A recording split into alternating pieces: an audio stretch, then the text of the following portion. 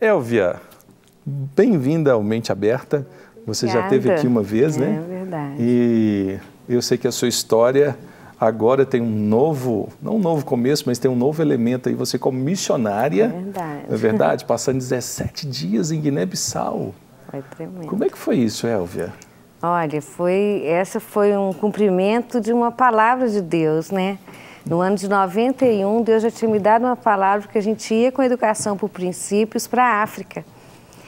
E foi através de um sonho, eu sonhei que eu estava com umas bandeiras e eu dobrava essas bandeiras e colocava num trono.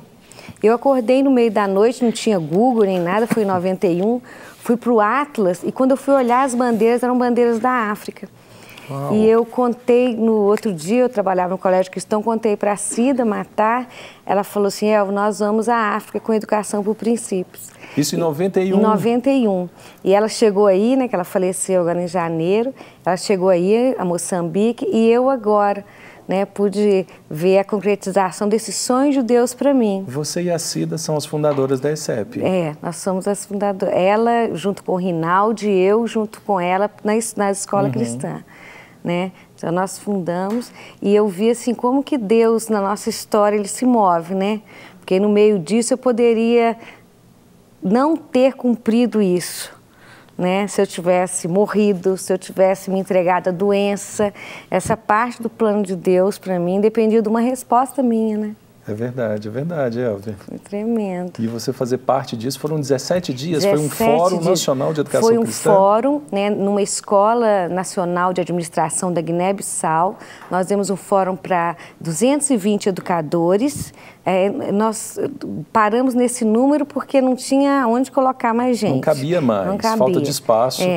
E nós fizemos um projeto piloto com 3 escolas que eu já vinha acompanhando com reunião via Skype, através da ONG Atuação Voluntária, que lida com países da África de fala portuguesa, na implantação de metodologia de educação cristã.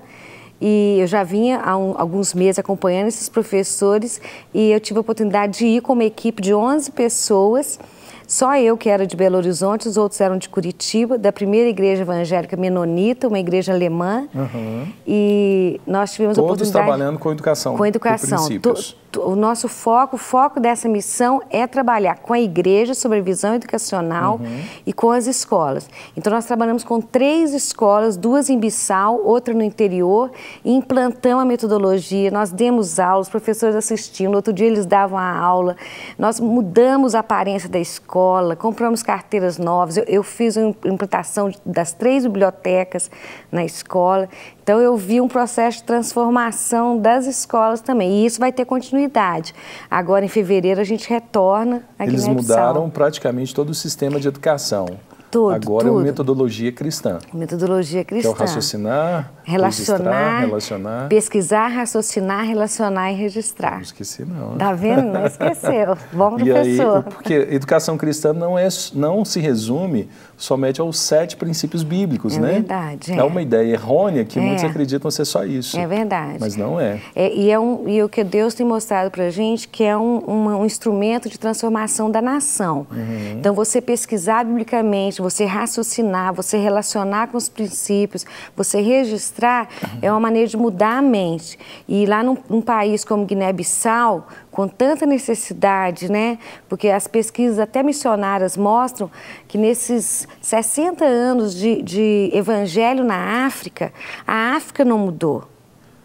Ela continua com as mesmas necessidades, carregando-se água na cabeça, sem água, sem luz. As pessoas passam a ter contato com o evangelho, mas não necessariamente tem influenciado a mudança cultural.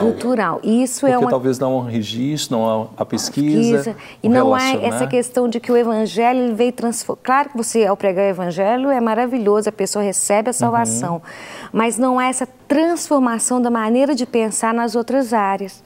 E isso eu como estava trabalhando direto com um grupo de professores assim menores, 16 professores depois nessa escola específica, você vê como que isso tem que ser trabalhado demais. A primeira coisa que a gente tem que trabalhar lá é a visão de criança. Qual que é a visão de criança que os guineenses têm, que a própria igreja tem? E qual que é? Até eu fiquei curioso. Olha, Só para te dar um exemplo, por exemplo, nas escolas da Guiné é comum o castigo físico nas crianças. Ainda? E para valer. E mesmo nas escolas cristãs. E os pais, e culturalmente, você fala que uma boa escola é aquela que mais castiga. Bate na criança. Mas é castigo mesmo, é de castigo disciplina? E para valer. E às vezes até com espancamentos. Isso. E a primeira coisa que a gente tentou é a questão da importância da criança. Porque tem toda uma coisa cultural. No país onde se morre criança muito cedo. Para você ter uma ideia, a média de vida na Guiné-Bissau é 52 anos. 52 o pessoal brincava que eu era anciã do grupo que eu estava indo.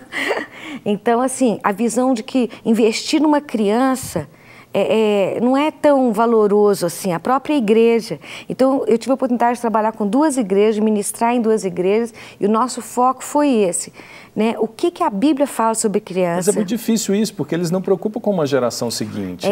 E é isso que tem acontecido na África toda. Eles experimentam, mas não transferem isso na geração. A África não muda. É verdade. Ela continua mesmo, porque não é uma transição, não é uma mudança de tradição de geração. É verdade. Que a Bíblia ensina isso, E esses professores foram também treinados em escolas assim, escolas com espancamento, né? Sem transformar, mesmo escolas cristãs, lá tem muita escola cristã, tanto católicas quanto evangélicas, mas não há essa mudança, por exemplo, ver uma matéria do ponto de vista bíblico, ver uma ciência, uma geografia, a linguagem. A proposta de uma cosmovisão cristã para eles não existe. E foi isso, mas à medida que a gente foi trabalhando nisso, foi tão lindo ver, né? E agora a gente vai ter continuidade. Sábado agora começa o curso de formação de professores lá. Nós deixamos uma missionária lá, pedagoga, trabalhando, e ela eu junto com a coordenadora da atuação voluntária, nós montamos um programa, né, para a formação desses professores. E de todas essas escolas interessadas, não só dessas 3. E o primeiro tópico é isso, o que é um princípio, como esse princípio transforma a sua mente, e a primeira coisa, qual que é a visão de criança que você tem? Então nós vamos confrontar a visão de criança que eles têm com a visão bíblica de criança, que Jesus também restaurou a visão de criança numa sociedade também que não valorizava tanto a criança. Então quando Jesus chama as crianças para o meio e fala para os discípulos não impedir as crianças... Deixar vir a mim os pequeninos. Então ele estava também causando, era um impacto para uma sociedade, que as crianças podiam vir com seu barulho, com tudo, que não era para impedir. Né? Que legal. Então foi tremendo, foi uma experiência tremenda. E eles querem, falta alguém que vá lá para ensinar. E tem que ensinar no detalhe, sabe? Não é questão de dar uma palestra e ir embora. Sabe a preocupação sempre que eu tive na minha vida? Eu nunca quis ser uma pessoa teórica, eu tinha medo de virar uma pessoa teórica. Sabe? De falar muito bem, de fazer palestras, de estar sempre pronta para falar palestras, mas não colocar a mão na massa. Eu sempre tive essa preocupação, mesmo em escola. Enquanto eu era supervisora, eu sempre gostava de dar alguma aula. Mas a prática ligada à teoria. A prática ligada à teoria. E na África eu pude ver isso. Nós fomos para as escolas, nós limpamos escola, limpei livro, arrumei biblioteca, sabe? Com as pessoas, discipulando professores para que eles discipulem seus alunos. É um lema de uma escola aqui de Belo Horizonte, um sistema, mas é real, né? O melhor ensino é o exemplo. É verdade. Sem isso não acontece mesmo transformação. E eu estou muito animada com a transformação. Que é um país pequeno, Guiné-Bissau é menor que uma Belo Horizonte. Então, eu creio que Deus colocou nas nossas mãos essa possibilidade. E nós tivemos muito apoio mesmo do governo, lá da televisão, lá. Todos os dias a televisão, né, que é a maior rede nacional, acompanhou o nosso congresso. A gente tem fotos de lá do seu trabalho. E foi assim, muito ela passa aí, a gente lindo. Vai conversando. Muito lindo ver o interesse, eles querem. E em apenas 17 dias, né? Essa aí é a escola evangélica São Moisés. São Moisés, eu fiquei específico nessa escola. São Moisés é porque... É por causa do Moisés, só que para ele Moisés é um santo. Ah, entendi. Não necessariamente é uma igreja cristã. Não, essa era uma igreja evangélica também. O Brá é um bairro e São Moisés do Brá. Ali você põe na mão na massa, com os professores ali, orando pelos professores. Todos ali são professores? Todos são. Ali tinham vários missionários brasileiros também, que estavam inclusive da Lagoinha. Visitei as 2 missionárias. Sim, parece do CTM lá. Muito bom. Ah, que legal. Ali você com a roupa típica, né? Eles no último dia, essa igreja evangélica do Brá, Eles homenagearam a nossa equipe, me deram um pano de honra, foi muito lindo. Você ficou bem de lenço, Elvia. É, tá vendo? Essa é a missionária Francisca e o Samuel, um orfanato que eu estive lá, um trabalho maravilhoso. Essas são as duas missionárias da Lagoinha. A Ivani e a Marilene. Nós passamos uma tarde juntas, foi uma benção. Eu conheço, elas tiveram muito tempo com a gente. Aí essa é uma reunião de pais que nós promovemos. E não falta menino, né? Não, apesar não de ser um lugar menino. Pequeno, tem menino para demais. Tem uma muito gracinha. trabalho para a escola, né? Esse menininho aí ficou meu amigo. Ali a equipe. A equipe, a gente, nessa universidade onde a gente deu o curso. Uau, que bonito. Muito Eles são muito lindo. disciplinados, dá essa noção? Então, olha, eles com a camisa, todos os dias eles vinham. Aí esse foi um dos Isso é primeiros impactos que eu tive quando eu fui visitar uma outra escola, um lugar muito carente. Quando eu cheguei, eles cercam a gente e foi muito gostoso. Esse é o Birhan, um professor que faz até mestrado. Essa é uma igreja que eu falei, que é a igreja do pastor Purna. Quase não tem recurso, né? A gente percebe olha, é uma igreja de palha, tão organizada essa igreja. Eu fiquei muito animada em ajudar o pastor Purna também. Essa é a igreja evangélica do Brá. Ali é uma igreja e uma escola? Porque tem uma quadro igreja e uma escola. Atrás. Eles têm alfabetização de adultos dentro do templo. Que legal. E é interessante que muitas dessas escolas, filhos de muçulmanos estudam. Esse é o diretor da escola, o Kessina, diretor da escola São Moisés do Brá. Nós implantamos o lanche, que essas crianças geralmente elas almoçam uma vez, eles comem uma vez no dia. Pode voltar para a gente, Flávia. Né? Nós implantamos o lanche lá nessa escola. Que legal. Preparamos tem muita foto aí para ver, mas a gente vai vendo ao longo do programa. Verdade. Mas olha, deve ter sido assim, é uma realização, é um momento... Tem hora que eu falo com a minha família assim, gente, eu sei que eu amo você, já fiz muita coisa, mas parece que eu nasci para ir para a África esses 17 dias. Foi assim... Foi o seu momento assim de, eu nasci para isso. Nasci para isso. Eu acho que porque todos nós temos pouco de africano, eu me identifiquei, foi tão bom. Você sabe, quando eu conheci a Vanessa, que também é educadora, trabalhou com você, na verdade não trabalhou, aprendeu com você, com a Cida, com a Sueli, com a equipe. Eu lembro que no primeiro mês de casado, vamos para a África, deixa tudo aqui, não tem nada, vamos embora. Ela, calma. Hoje eu já penso mais. É verdade. Mas era algo disso mesmo. Mas é apaixonante, eu não sei, com todo... Eu tive assim, o primeiro momento que eu cheguei em Guiné-Bissau, eu acho que toda equipe, uns manifestaram, outros não, mas dá um desespero. Me deu um desespero na que eu cheguei.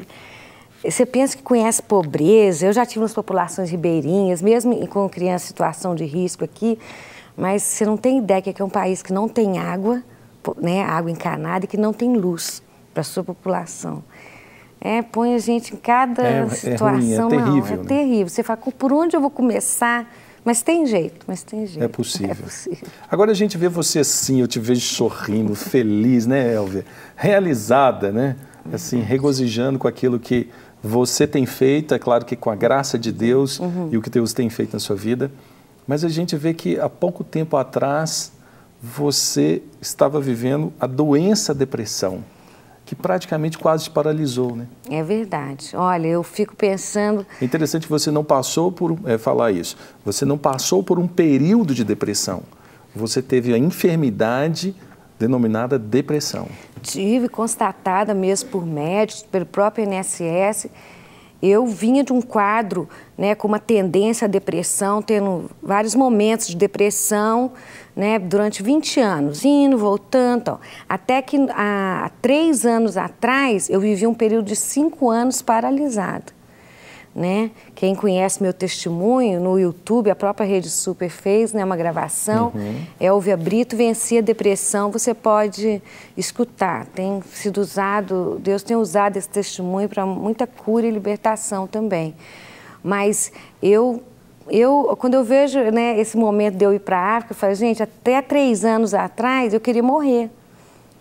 E eu fiz tentativa de suicídio. É mesmo? Eu tinha crises assim, eu não conseguia pensar num dia depois do outro. Eu não conseguia planejar. Eu tinha assim, isso na minha vida. Dormir era um problema sério. Né? Eu fiz o que é chamado ECT, né, que é o antigo choque, né, que é eletroconvulsoterapia. Eu fiz 22 sessões. Porque meu cérebro tinha desaprendido a dormir. Você falou comigo que você chegou a ficar 4 dias, 4 noites em claro, dias. Você vai enlouquecendo. 96 horas ligada, direto. Eu tinha que ser internada para tomar medicação que só podia tomar no hospital, porque eu não dormia. Isso toda medicada, né? Falando que eu sempre tive medicada. E eu pensava, tudo na minha vida acabou, porque mesmo que eu imaginava, mesmo que eu fique curada, as pessoas não vão mais confiar em mim. Eu pensava, porque existe muito preconceito com relação à depressão. E principalmente no meio cristão também, né? Às vezes se coloca... depressão é falta de fé, pecado. Você deve ter com alguma coisa errada na sua vida. Você não confia em Deus. Será que você é cristã mesmo? Que às vezes as pessoas sempre perguntam, fala qual o problema que você está vivendo, o que está acontecendo na sua casa. O que o Heron está fazendo? Tinha dia que eu vontade até de inventar alguma coisa para sanar a dúvida das pessoas. Querem um motivo. Eu falo que é como se você chegasse perto de uma pessoa diabética, uma pessoa com câncer, ou qualquer outra doença assim, crônica, e falasse, por que você está assim doente? Fala pra gente. Fala o motivo pra gente ajudar. Né? Gente, eu estou doente. E a primeira coisa para você ser curado, se você crê que Deus cura qualquer outro tipo de doença, eu vejo com a depressão, quando as pessoas me procuram, eu falo, a primeira coisa, você está convicto, eu estou doente. Se eu estou doente, eu creio que Deus pode me curar. A negação é um processo que ajuda na transformação. É verdade. Quando você nega... Não, quando você nega... Que ajuda não, é um processo que atrapalha na transformação. Se você nega que está doente, como que você vai buscar cura? Você não tem nada. Você não tem nada. É como o alcoólico que fala, não, eu não sou alcoólatra. E você tem que chegar àquele momento de confronto com você mesmo e falar, não, realmente eu estou doente, senão eu estou num processo, minha mente está doente. Né? E eu creio que existe um processo espiritual nisso, existe. Porque como toda doença, você deixa a sua mente vagar longe de uma doença que ataca a sua mente, claro que o Satanás vai se aproveitar disso. Né? Então eu creio, existe um componente espiritual na depressão, existe como existe em todas as doenças. Mas ela não é só espiritual. Só espiritual. Porque a minha cura mesmo, ela envolveu diversos profissionais. Para você era um conflito, porque você cristã tendo fé, a pressão deve ser maior quando o cristão vive isso. Era terrível. E eu notava assim que até as pessoas na igreja elas fugiam um pouco às vezes de mim. Então meu marido conta que quantas vezes as pessoas prometiam que iam me visitar, que iam, mas não iam. Porque eu acho que é difícil para as pessoas também. Elas não sabem como conversar com uma pessoa assim, ainda mais alguém que tem uma liderança cristã e tudo. E depois que eu coloquei na internet, que o meu testemunho ficou público no Congresso de Mulheres, muitas pessoas vieram compartilhar comigo. E eu achava interessante que muitas pessoas compartilhavam, não assim o fato de eu ter sido curada, compartilhavam assim, eu fiquei boba como você teve coragem de contar essas coisas, né, que você teve tentativa de suicídio, que você queria morrer, que você não via sentido, que você não queria tomar banho, que você não conseguia comer.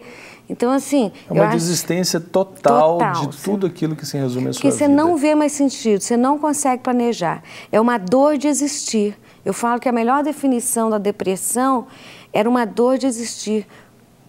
Para quê? Para que eu vou comer hoje? Para que eu vou tomar banho hoje se amanhã eu tenho que fazer tudo de novo? Não tem sentido. E quando eu vejo assim, o que Deus tinha planejado para mim... Gente, quando eu tive a libertação disso, foi uma libertação, a gente vai falar sobre isso. Né? Mas eu vejo assim, hoje a sua alegria nessa explosão, 17 dias na África, em Guiné-Bissau, transformando, impactando. Uma nação pode ser transformada por um processo desse. Você com um sentido de existência, um senso de valor extremamente alto e a confiança em si mesmo. Claro que em Deus, mas antes você tinha assim, para que eu existo? Não, aquela Elvia, você imagina aquela Elvia na África, vendo assim, muitas pessoas ainda ficavam, quando eu falava que ia para a África, né, algumas pessoas que talvez você quisesse ficar lá, né? Eu quero ficar aqui é meu lugar, vou morrer aqui. Não, as pessoas falam, mas você acha que você vai dar conta de ver tudo isso? Assim, mas eu tinha uma convicção tão grande que Deus tinha me preparado para esse momento, sabe? Que é só coisa do Senhor mesmo, é coisa E aí, como é que foi o processo? Porque eu sei que você teve um momento de libertação. Foi lá no Moriá, né? É verdade. Lá na Estância Paraíso. Na Estância Paraíso. Tinha um programa, eu fui há 3 anos atrás, era um programa chamado Escolhidos Rema. E foi muito interessante porque eu vinha, né, com acompanhamento com psiquiatra cristão, com psicólogo, terapia ocupacional. Então tinha aqueles momentos de melhora e depois esse tempo muito... Tinha uma inconstância. Inconstância. Mas só que daí nos últimos anos, né, há 3 anos atrás, eu estava totalmente paralisada.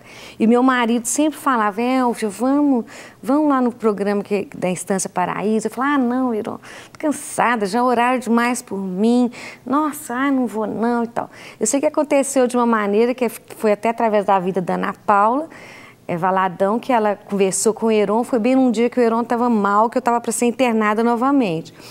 E ela me deu um telefonema. E eu não estava nem atendendo, meu celular estava ficando com a minha filha, mas eu estava na casa da minha filha, quando o celular tocou, eu peguei o telefone, era Ana Paula. E ela falou, Elvio, vai para a Estância, Elvio, tanta gente tem sido abençoada, e eu naquele constrangimento falei, vou. Né? E Deus usa, eu falo que você pode ser o telefonema na vida de uma pessoa que está com depressão, porque quando a gente está doente, a gente não tem como fazer escolhas. Aquilo ali foi uma motivação, né, para você. Foi uma motivação. E eu fui, fiquei 16 dias e lá é um tratamento espiritual, médico também, terapêutico. Então fui atendido por psiquiatra, psicólogos, médicos, né? O trabalho da medicina ortomolecular, né? Eu fiz um tratamento com o Dr. Aldrin durante um longo tempo, eu creio que isso foi decisivo. E eu fui assim, olha, eu vou, o que eles mandaram fazer, eu vou fazer, porque eu já não tenho mais escolha, né? Ou eu ia ser internada, ou eu ia. Eu estava tão ruim que eu fui primeiro 14 dias antes de ficar lá 16, eu fui, doutor Cristiano, psicólogo, me atendeu, fez umas mudanças no meu tratamento, e quando eu fui, eu já estava me alimentando, né? E aqueles 16 dias, eu sempre falo, tem o dia na sua vida, sabe? Eu nunca fui, assim, relapsa com tratamento e nada, sempre fui bem disciplinada nisso, mas eu não sei porquê, antes não aconteceu, mas aconteceu naquele momento. Naquele lugar eu tinha uma convicção de que o meu milagre estava chegando mesmo, sabe? E eu fui ministrada ali e nada era totalmente novo para mim, né? Várias coisas eu já conhecia, mas realmente foi um processo sobrenatural. Às vezes as pessoas me perguntam assim, mas o que aconteceu? O que eles falaram que você teve a libertação? Eu falei, olha, eu não sei te explicar detalhe, não. Mas lá aconteceu. Mas lá aconteceu. E uma coisa que me foi muito clara foi com uma ministração sobre paternidade. E eles falaram para a gente ter um momento devocional sobre a parábola do filho pródigo. E quando eu fui ler a parábola do filho pródigo, teve um versículo que me saltou, assim, que foi sobre que o pai estava feliz por ter recuperado o filho com saúde. Na hora que eu li aquilo, foi tão claro para mim que Deus me queria com saúde. Aquele foi um momento, se eu te perguntasse assim, quando foi o seu momento mente aberta? Esse foi um dos meus momentos mente aberta. Aquilo caiu assim como, sabe aquelas escamas que caem dos olhos? Deus, eu te quero com saúde. Deus tem planos para a sua vida. Gente, quando eu saí desses 16 dias, eu já saí querendo viver. Eu não conseguia imaginar uma pessoa que queria morrer. E eu era antes essa pessoa, poucos dias atrás. E eu queria viver. Eu queria ver meus netos crescerem, né? Nessa época eu tinha uma netinha só, agora já tenho outro netinho. Eu queria envelhecer junto com meu marido. Eu queria voltar para o meu ministério educacional. Um milagre, uma transformação sobrenatural, um milagre mas também sobrenatural. natural. Teve esse componente sobrenatural, não tem como negar, quem me conhece, não tem. O meu marido, nesses últimos 3 anos, ele sempre comemora meu aniversário, 29 de março, quando eu voltei da Estância. Ele que sempre ele me lembra, me traz presente, comemora, chama meus Nasceu filhos. a nova Elvia. Porque ele fala, quando a Elvia saiu de lá, ela era outra pessoa. Ô, Elvia, que coisa boa. Olha, nosso tempo até passou rápido aqui. É muita coisa, né? Mas é bom te ver sorrindo, é bom te ver como missionária e é bom te ver assim, sabendo que a vida tem propósitos. É verdade. E eu acredito que é só o início, é só o começo. Tem muitos lugares para você visitar e muita escola para implantar. Eu tenho pressa, eu falo assim que eu fico fazendo as contas, quantos anos que a gente deve ter ainda de vida útil. Eu falo assim, gente, eu tenho tanto tempo assim, eu tenho que fazer muita coisa.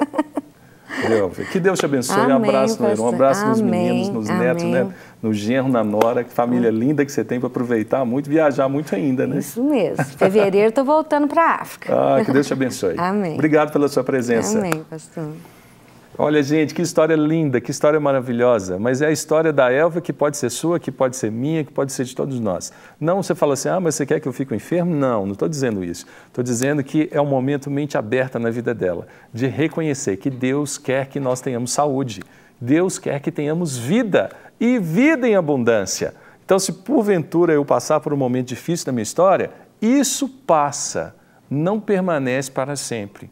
A gente só não pode se prender àquele momento como se fosse o último da nossa história.